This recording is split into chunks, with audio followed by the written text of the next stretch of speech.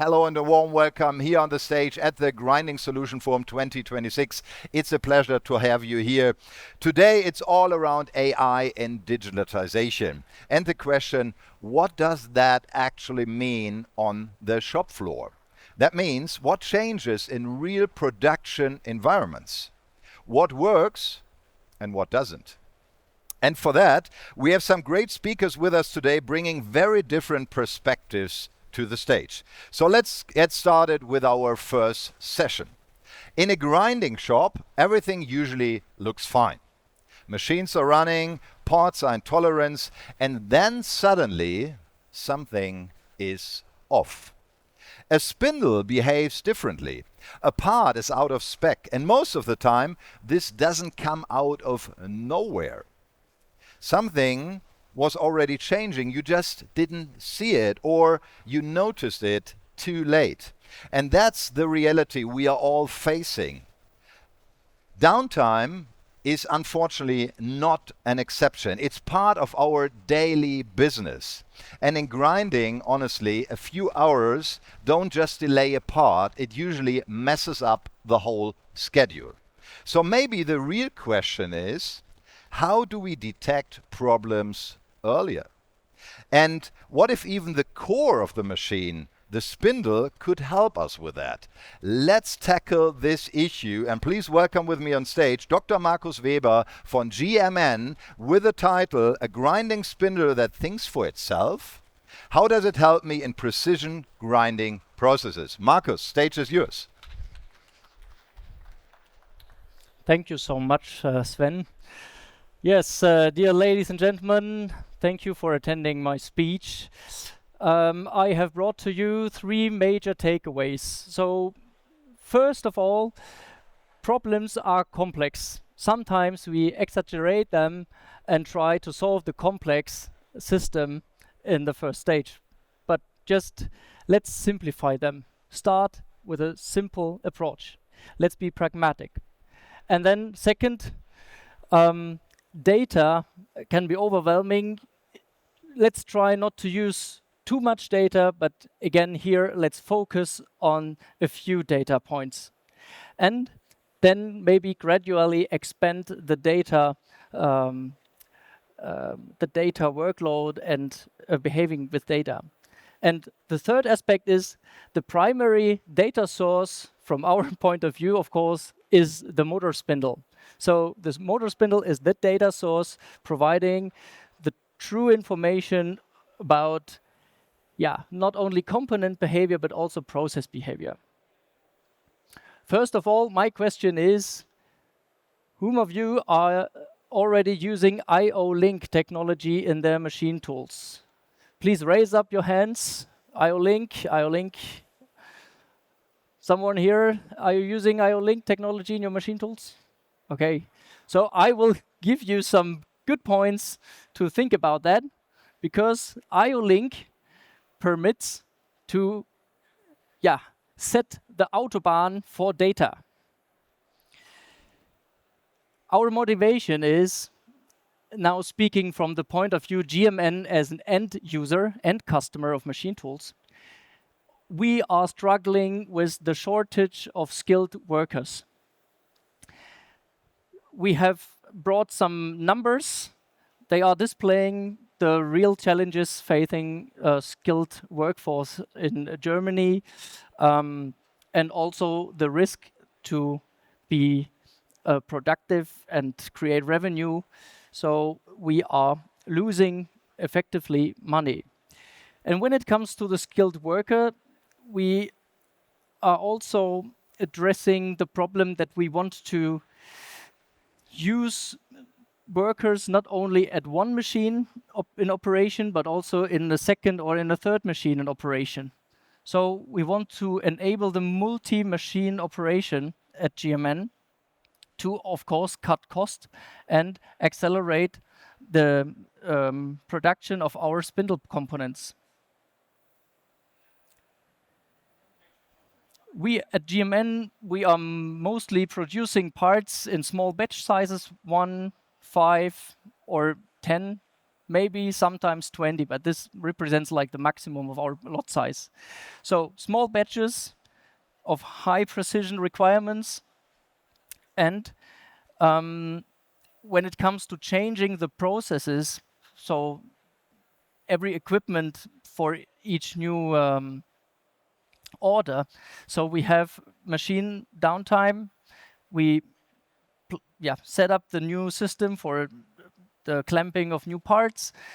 So the machine is in a constant variation of its thermal state. So we have to address this as a challenge as well.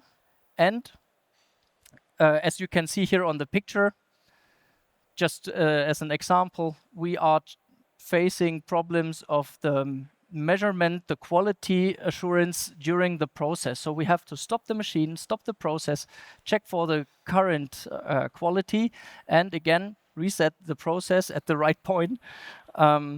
So we have machine downtimes coming from quality processes. Of course, our objective is to implement multi-machine operation, reduce downtime of the machine tools, reduce downtime that is led to the quality issues, and we want to improve the process monitoring via the usage of our own spindle data. But how can we do this? I have brought to you an example of a grinding process. So let's take a look at this. We are selling high-speed motor spindles like this one, maybe for 90,000 RPM, especially made for internal grinding. And even those spindles with high speeds are capable of using the coolant through shaft with a pressure of about 20 bars. So we have high-precision components as a rotary union that has to be placed in the back of the spindle to transmit the coolant from the stator part to the part under rotation, our spindle shaft. When we take a closer look to these parts, we are especially talking about the internal bore holes with a depth of 14 millimeter. The planar interface has to be ground as well, and also another deeper hole at 50 millimeters of depth at a diameter of 15.5 in the tolerance H7. So how do we grind these? With the use of spindle data. So we are now seeing a spindle that is producing its twin spindle. A twin is reproducing a spindle. So when the spindle gets better, the other spindle should get better as well. So from time to time, from decades to decades, we can reach high precision. And how can data help to identify good process states? So I also listed on my slide the different grinding steps, and we are focusing now on the third step, the internal grinding of the inner diameter of 36 millimeters. Why? Because we are using a Danobat overback internal grinding machine with a rotary B-axis where we have placed 4 GMN spindles, and so we rotate the B-axis to have the right tool for the right process with the right circumferential speed in application. So this is the photo taken of the process and the part. The 36 millimeter diameter can be seen here.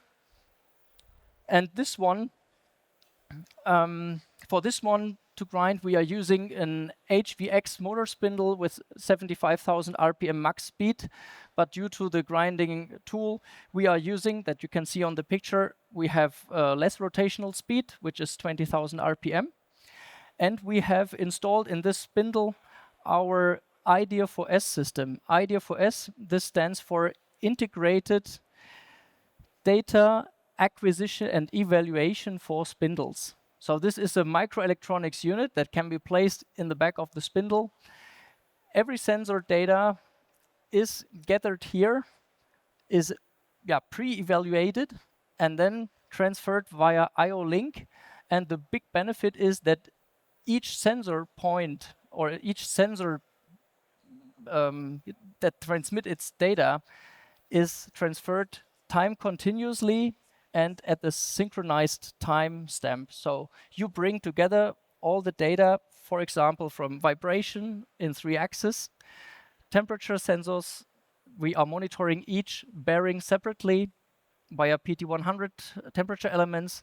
You can also connect the tool clamping unit if you have milling spindles, and also elongation sensors to monitor the spindle shaft growth. So all the sensor information is connected to the IDFOS system and transmitted via IO link. These data are transferred further via an edge device that we installed in the control cabinet of that grinding machine tool, and the data is then transferred into our IoT platform, which operates in a private cloud instance in a data center located in Frankfurt. And when we take a look at the data from the batch of 4 grind parts, we have this grinding operation started at 6 o'clock in the morning. We see then mostly 4 big peaks of 20,000 RPM. These exactly represents the grinding process of the 36 diameter hole.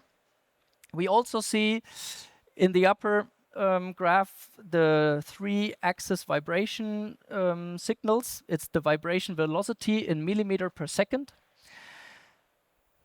And in the lower graph, you see the temperature of the motor spindle. So we are monitoring each bearing temperature at the outer ring with PT100 elements. And when we take a look just at the data like this, we can say, okay, we see a lot of curves. Everything might be okay.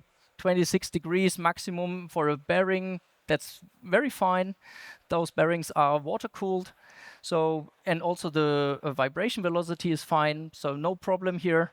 But if you take a closer look and bring together the contextualization with your production data, again, first of all, we can distinguish the different grinding processes. For the first part of the day, we see quite a lot of time, like approximately 3 hours. So why did it took so long?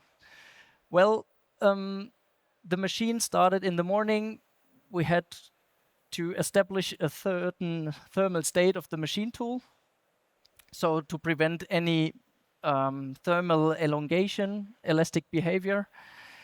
And also, for the first part grounded, we have to measure quite more often the quality throughout the process. So we stop the process and take our measurements. And later on, from part to part, we can accelerate quite fast. So the process later on maybe takes about 30 minutes. So this represents exactly the objective or the challenge we are facing. We have to improve our capabilities to start in the morning and produce good parts right from the first part. Now we are taking a closer look at one specific part that we produced, and here comes into play the data aspect, because we can now trace limit curves, and we can also implement these limits into our PCB on our microelectronics unit in the IDFOS. So the spindle can check whether there's an exceedance or not. And by having acquired a certain knowledge about our process, we are able to place the limit curves right above our bearing temperatures. So we see the process is running well when the bearing temperatures do not rise above 26 degrees. So why don't we put the limit values here? It's not only for the monitoring of the spindle component, but it's also helpful for the monitoring of the grinding process. And we can do the same for the vibration velocity. So here a good overall process stays below 0.6 millimeter per second in vibration of the spindle. But again, as a reminder, we are constantly monitoring the vibration velocity, even if the spindle is not taking part of the process, so when it's not in the grinding process involved itself. So the spindle can even act as a sensory machine tool component for the grinding process in place. And when we just take a look at the real process taking part, we can even trace another limit line here that is 0.3 millimeter per second. That really represents a good process when this specific spindle is taking part in the grinding process. Here, another example with another spindle, with another part grounded. So even when it comes to different representation of the data curves, we can again trace those lines and identify good process state and good spindle component state. Here again, we are able to set the limit values. In this specific case, I was quite optimistic setting my limit values. We see some exceedances. How do we act when there are exceedances? Well, first of all, we can do a component inspection. Are we still within our tolerance defined? Second, we can inspect our grinding tool. Are we still in a good shape? Do we have to dress again or more often? Also, we can, over a certain amount of time, count the exceedances and sum it up and say, okay, after like 10 exceedances, I will act in another way and maybe redefine my process parameters. And last but not least, we can also, of course, adjust the threshold values because maybe this was quite too optimistic.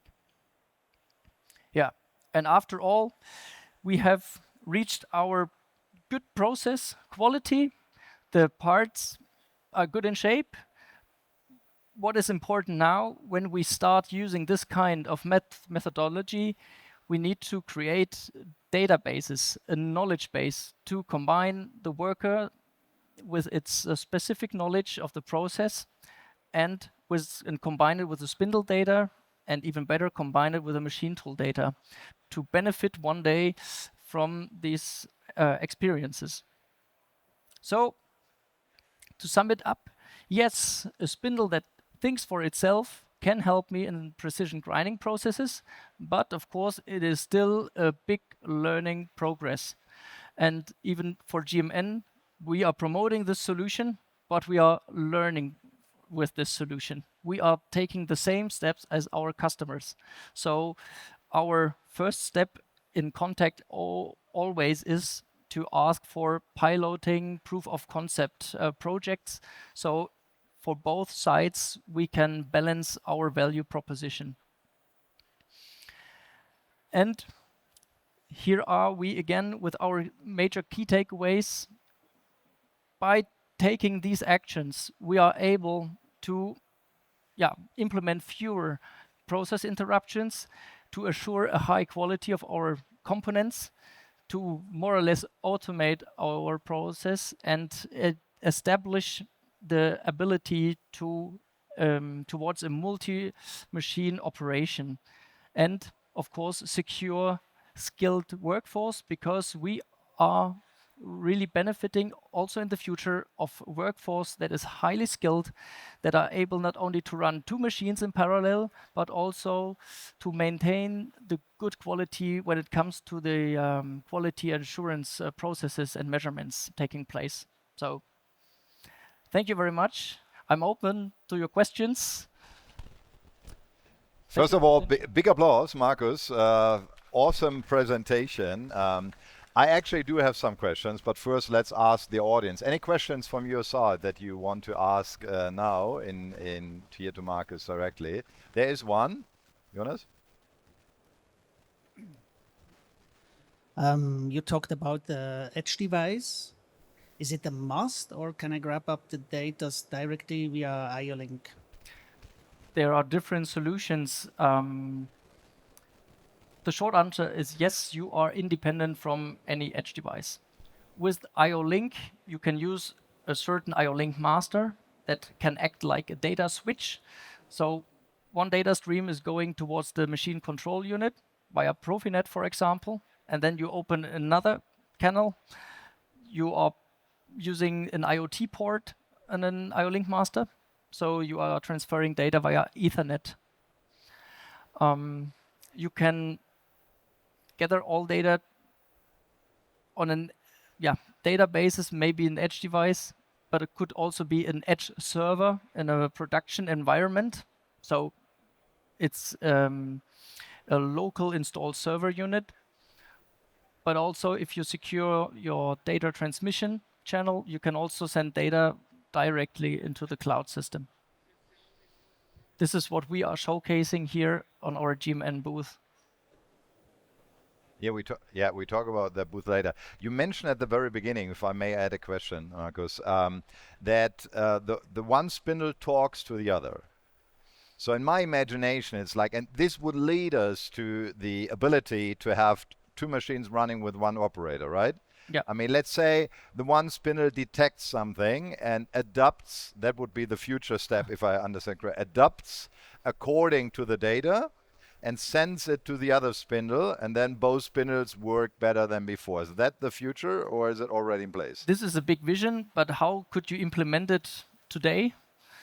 Just set up a central database, maybe using an edge server, where you store your CNC programs, your tool setup, your spindle threshold values, and when you take one CNC program and you press start, you are also instantaneously transferring the threshold values to the spindle and to the machine tool. So you are benefiting from those experiences you made with one machine tool or one grinding process directly on the other machine tool. But it has to be the same process for the first step. So again, please be pragmatic. Start with not the complex system and try to evolve. Yeah.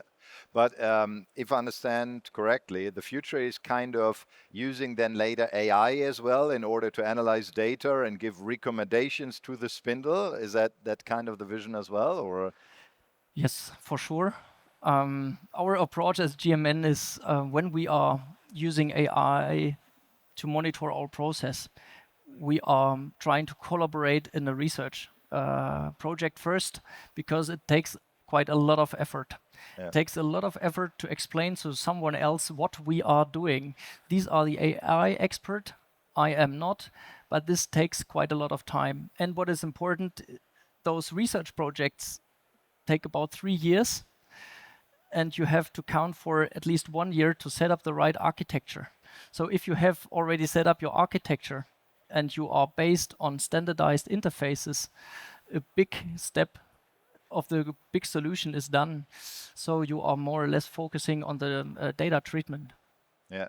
If we look at the current market situation, is that something that the industry is already aware of in terms of like, do the grinders already looking for sensorized spindles, or is it more the classic way and they are not much into it, or it's not the focus right now? I think there's the shift going on.